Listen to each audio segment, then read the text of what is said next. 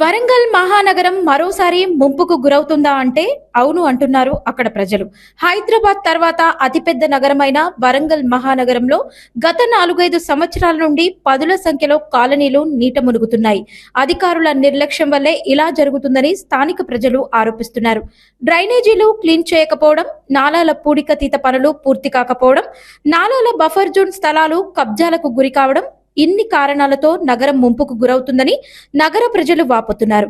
ప్రభుత్వాలు మారినా ముంపుకు గురి కాకుండా శాశ్వత పరిష్కారం చూపడం లేదంటున్నారు. ఇక మరింత సమాచారం వరంగల్ నుంచి మా ప్రతినిధి అశోక్ అందిస్తారు. హైదరాబాద్ తర్వాత రెండవ రాజధాని అయినటువంటి వరంగల్ నగరం ఈరోజు చినుకు పడితే చిత్రిగా మారే అవకాశాలు ఉన్నాయి. అయితే మనం చూసుకుంటే స్మార్ట్ సిటీ ఏదైతే ఉందో దేశంలోనే అగ్రగామి సంస్థగా ఉంటున్నటువంటి స్మార్ట్ సిటీ నగరాల్లో కూడా ఒకటిగా ఈ వరంగల్ నగరం నిలుస్తుంది.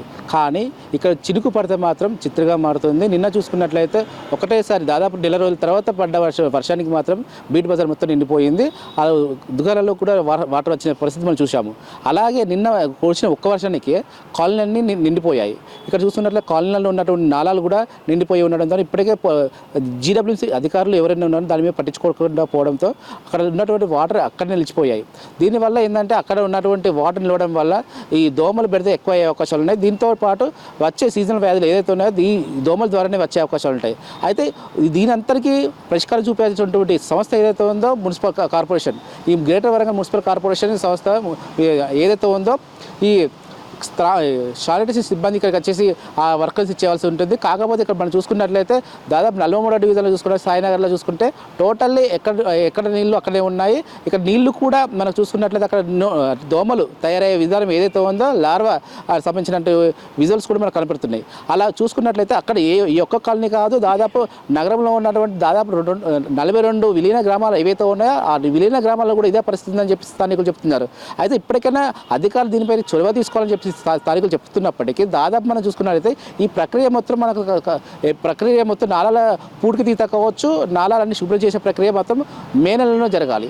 మే నెలలో జరిగిన తర్వాత జూన్లో మనకు వర్షాలు పడతాయి. ఈ వర్షాలు పడ్డ తర్వాతనే మనకు నాలాలు నిండడం కావచ్చు, ఆ నాల నుంచి ప్రవహించే వరద అయితే ఉందో పోయే అవకాశాలు ఉంటాయి. కానీ ఇప్పటికే అధికారులు ఒక్క వర్షానికి ఈ పరిస్థితి ఉంటే రేపు వచ్చే మరి భారీ వర్షాలు వచ్చే అవకాశాలు ఉన్నాయి. నగరం ఎలా అంటే గత 5-6 సంవత్సరాల నుంచి మనం చూసుకున్నట్లే ముంపుకు గురవుతూ దాదాపు 30-40 కాలనీలు కూడా నీట మునిగాయి గత 4-5 సంవత్సరాలు చూసుకుంటే. కానీ ఇప్పుడు చూసుకున్న ఈ నగరాలు అయితే ఉందో ఈ ముంపుకు గురయ్యే నగరాలను ఇప్పటికే పర్యవేక్షించవలసిన అధికారులు దానిపైన చర్యలు తీసుకోవట్లేదు అని చెప్పేసి స్థానికులు మాత్రం ఆరోపిస్తున్నారు. ఇప్పటికైనా ఈ అధికారులు ఈ నాలాలు పూడికతీత కావచ్చు, ఇప్పటికే డ్రైనేజీలలో ఉన్నటువంటి చెత్త చెదాన్ని కూడా తీయాలని చెప్పి స్థానికులు కోరుతున్నారు. అయితే సీజన్ వ్యాధులు వచ్చే అవకాశాలు ఉన్నాయి. దీనికి ఎలాంటి నివారణ చర్యలు తీసుకోవాల్సిన పరిస్థితి కూడా మనకు జీడబ్ల్యూసీ అధికారులు అవగాహన కార్యక్రమాలు చేపట్టే అవకాశాలు. కానీ ఇక్కడ ఈ దిశగా మాత్రం అధికారులు మాత్రం ఎలాంటి చర్యలు తీసుకోవట్లేదు. అయితే గతంలో మనం చూసిన నాలాల మీద కట్టినటువంటి అక్రమ కట్టడాలు ఏవైతే ఉన్నాయో వాటిని కూల్చే ప్రక్రియ మాత్రం గత ప్రభుత్వం కావచ్చు, అంటే బీఆర్ఎస్ ప్రభుత్వం కావచ్చు, కాంగ్రెస్ ప్రభుత్వం కావచ్చు, మీకు కూల్చుతామని చెప్పారు. కానీ దాదాపు మనం చూసుకున్నట్లయితే ఎక్కడ నాలాలు కూడా అంటే బఫర్ జోన్లో కట్టినటువంటి కట్టడాలు ఏవైతే ఉన్నాయో అక్కడే ఉన్నాయి. దానివల్ల ఏంటంటే మళ్ళీ ముంపు ప్రాంతాలు మాత్రం మళ్ళీ మునిగే అవకాశాలు ఉన్నాయి. అయితే ఇప్పుడు నగరం మళ్ళీ మునిగే అవకాశాలు ఉన్నాయా అని అంటే మాత్రం సంసిద్ధంగా చెప్పొచ్చు మనం మునుగుతుంది అని.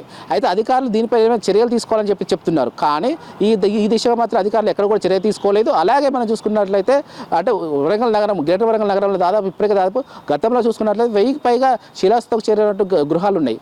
దాన్ని ఐడెంటిఫై చేసి వాటిని అంటే కూల్చివేయడమా లేదంటే వాళ్ళు ఉన్నటువంటి ప్రజలను వేరే ప్రాంతాలకు తరలించడం చేయాలి. కానీ గతంలో కొన్ని వాటిని కూల్చినప్పటికీ ఇంకా 600-700 శిథిలావస్థకు చేరిన గృహాలు ఉన్నాయి. వాటిని కూడా ఐడెంటిఫై చేసి వాళ్ళకి భద్రత కల్పించవలసిన బాధ్యత ఉంది.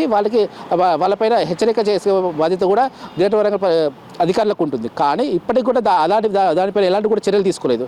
ఇలా చూసుకున్నట్లయితే అంటే గ్రేటర్ నగరంలో చూసుకున్నట్లయితే చాలా వరకు మనకు సమస్యల మీద సమస్యలు వచ్చే అవకాశాలు ఉన్నాయి. ఈ అధికారులు ఇప్పటికైనా అంటే మున్సిపల్ అధికారులు కావచ్చు, మున్సిపల్ అధికారులు దీనిపైన చర్యలు తీసుకోవాలి. అలాగే మున్సిపల్ అధికారులు ఉన్నటువంటి డివిజన్స్ ఏదైతే ఉన్నాయో ఇటు టౌన్ ప్లానింగ్ కావచ్చు, ఇప్పుడు ఆరోగ్య శాఖకు సంబంధించినటువంటి ప్రజా ఆరోగ్య సంబంధించినటువంటి అధికారులు కూడా ఉంటారు. వాళ్ళు కూడా దీనిపైన దృష్టి సారించి ఈ వచ్చే ఏదైతే ఉందో దానిపై ముప్పుకు ముందస్తుగానే చర్యలు తీసుకొని ఈ రెండు శాఖలు కూడా సంయుక్తమై ఎలాంటి ముప్పు వాటిల్లకుండా మాత్రం చర్యలు తీసుకోవాల్సిన బాధ్యత వాళ్ళ వీళ్ళ మీద ఉన్నది. అయితే సీజనల్ వ్యాధులు వచ్చే అవకాశాలు ఉన్నాయి. సీజనల్ వ్యాధులు వచ్చినప్పుడు వాటికి ఎలాంటి చర్యలు తీసుకుంటాయనే పైన ప్రజా ఆరోగ్య శాఖ ఏదైతే ఉందో గెటర్కి సంబంధించిన వాళ్ళు తీసుకోవాల్సిన ఎంహెచ్ఓ కావచ్చు, సిఎంహెచ్ఓ కావచ్చు, దీనిపైన ప్రత్యేక దృష్టి సారించి ప్రత్యేక బృందాలు కూడా ఏర్పాటు చేయాల్సి వస్తుంది. మలేరియా బృందం కావచ్చు, వేరే ఇతర బృందాలు కూడా దాని మీద ఒక పని చేయాల్సి వస్తుంది. కానీ ఇప్పటికి కూడా దానిపైన ఎలాంటి చర్యలు కూడా తీసుకోవట్లేదని చెప్పేసి ప్రజలు మాత్రం కోరుతున్న పరిస్థితి మాత్రం వరంగల్ నగరంలో కనబడుతుంది. కెమెరామెన్ ప్రకాష్తో అశోక్, NSR న్యూస్, వరంగల్.